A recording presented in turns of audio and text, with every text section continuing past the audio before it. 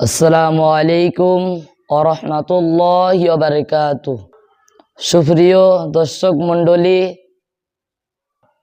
দিনী ভাই ও বোনেরা, আজ আমি আপনাদেরকে 5টি হাদিস বলে শোনাবো। আপনারা ধৈর্য সহকারে শুনবেন এবং আমল করবেন। চলুন শুরু করা যাক।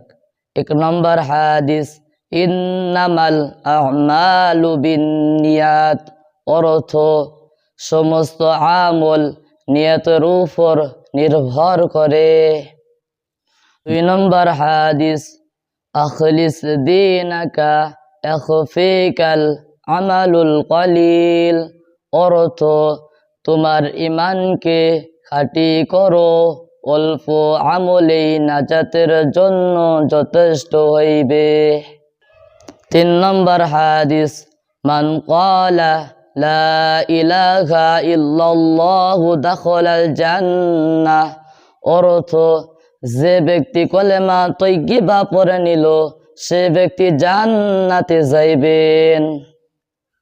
4 নম্বর হাদিস, ইন্নামাল আমালু বিল খাওয়াতিম, তো শেষ অবস্থার হিসাবে আমল সমূহের ফলাফল নির্ধারিত হয়।